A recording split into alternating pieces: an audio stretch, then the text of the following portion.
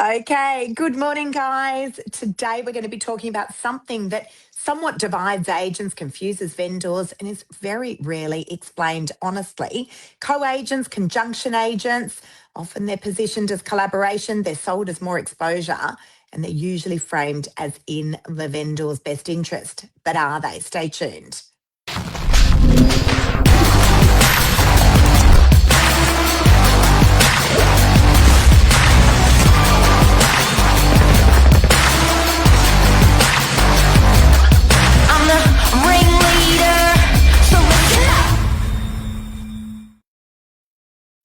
Good morning, co-agent.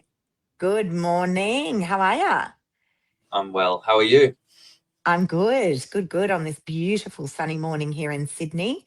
Co-agents slash conjunction agents. What is it, Billy? Let's first of all just define what that actually is, and then we are going to spend the next 10 minutes unpacking it.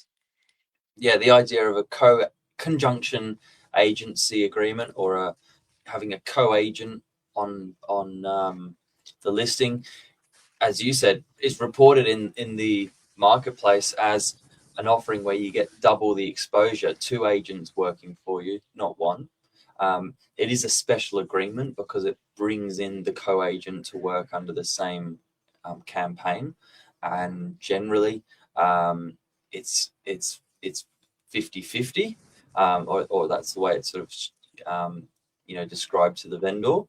But it's funny how it's the reality of actually working in that space is very different to what an owner might think. So we're here to unpack it this morning for you, as you quite hard to get this information. Yeah, absolutely. And look, I've done co-agents, I've done conjunction agents. Some of them have gone really well. I did one on a property. I had a lovely agent reach out to me from the eastern suburbs, which is where I'm actually born and bred. So I know that area very, very well. And he called me up and said, would you conjunct with me on a property in Bellevue Hill? It had been on the market for over 365 days. Really, really great property. That one went super, super well. The agent wanted me on board. He was a local in the area and he wanted me on board because he loved all the things that I did with social media, and the vendor had asked for that. And that one went really well. We actually sold that within a week for a phenomenal result. And then I did another one with Michael Combs from Atlas, a vendor who had a luxury home in Mossman. Said, I'd love it if you could collaborate with Michael Combs. He's obviously the big Guru Swami agent in Mossman. And I had a relationship with the vendor who's, he was very comfortable dealing with me in a professional manner. So, and that one also went really, really well, but it doesn't always. There's been many times where I've personally witnessed things can go terribly wrong and get very messy, where a couple of agents are involved. Often what can happen, Billy, is one agent can do all the work and the other agent's not doing as much work. There's blurred lines between vendors and buyers. And sometimes buyers can actually play one agent off against the other. And then, of course, it gets deeper, the accountability problem, the commission split and all that sort of stuff. So why do you reckon, a vendor, and often vendors don't know, but why do you reckon a vendor would want to completely different agents, not from the same agency, working on their property? Totally separate agencies. I think they get the idea that it's going to give them double the exposure, or they might really like two agents. And I know that's happened, for our agency as well. They simply couldn't pick between two, so they've asked for both. But I think it all starts with the conception that we're going to get double the exposure. We'll get two lead agents working for us. It'll mean double the amount of buyers.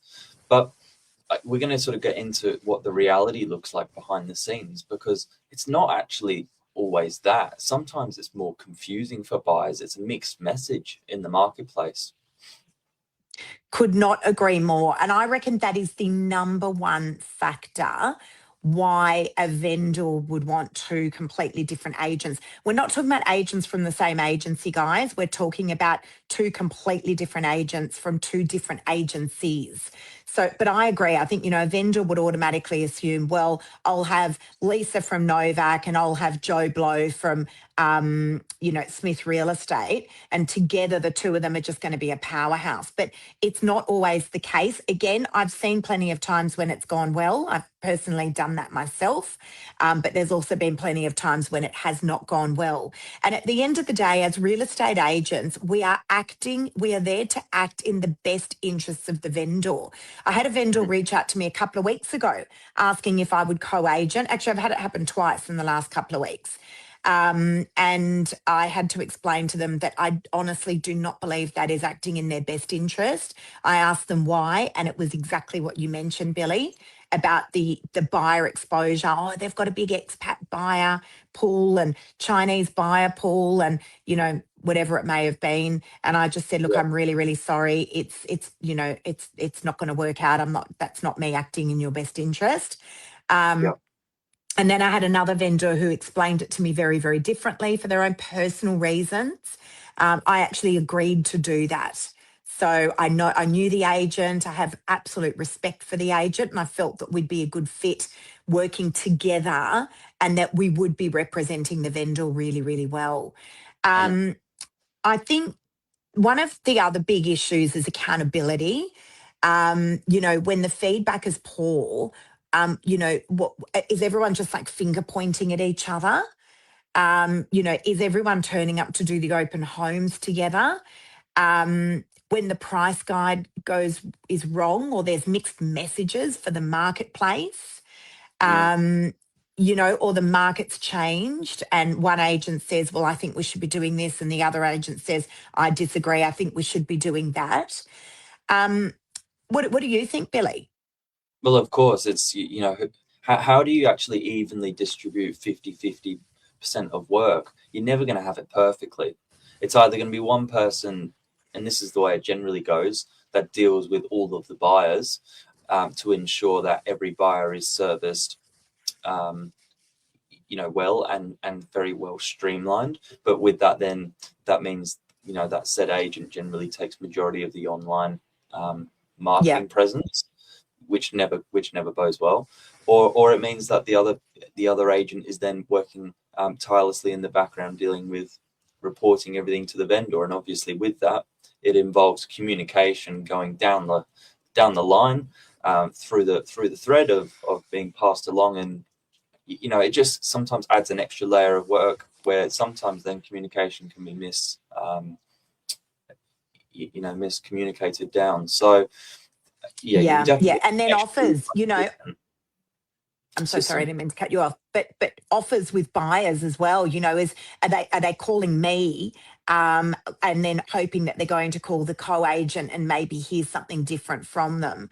Or is that agent then able to negotiate differently for them? And again, this is where it can get very messy. The marketing's another big thing that I want to discuss, Billy, because when you are doing a co-agent or a conjunction with another agency / agent from another agency, who is in control of the marketing? And again, this is where it can get murky.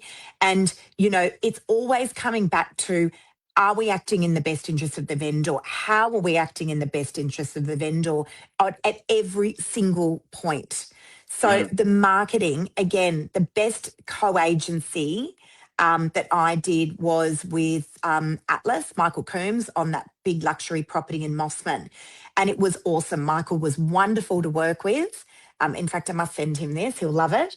But, where that worked really, really well was we just agreed that it would work best if I controlled one real estate portal, i.e. realestate.com, and Michael controlled the other real estate portal, being Domain, and that we were both dealing with those buyers equally.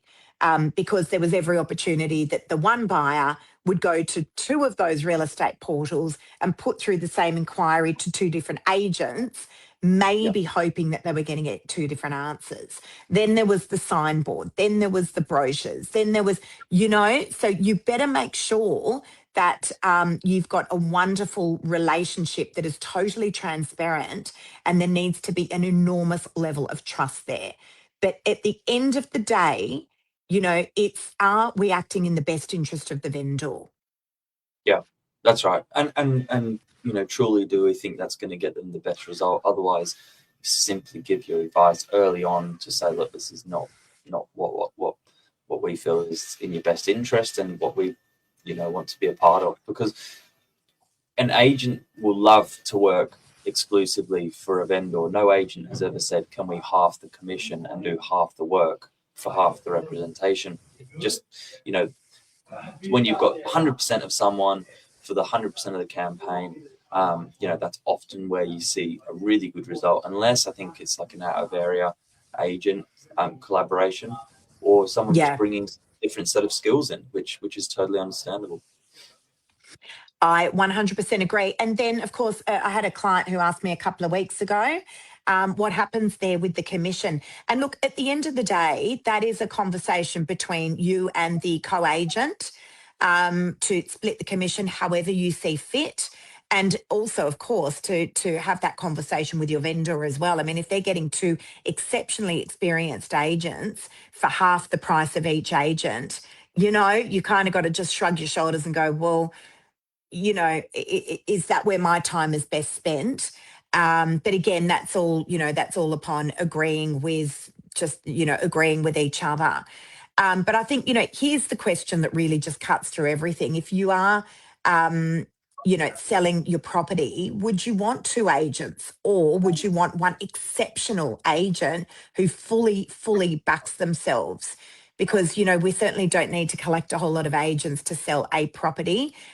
In my opinion, the vendor just needs the right agent to represent their property. Yeah, couldn't agree more. Hope that covers it. Hopefully it does. All right, guys, hopefully that info's helped everyone out there. Billy, have an awesome day. And You too. I look forward to seeing you and everyone else soon. Cheers, co-host. See ya. See ya.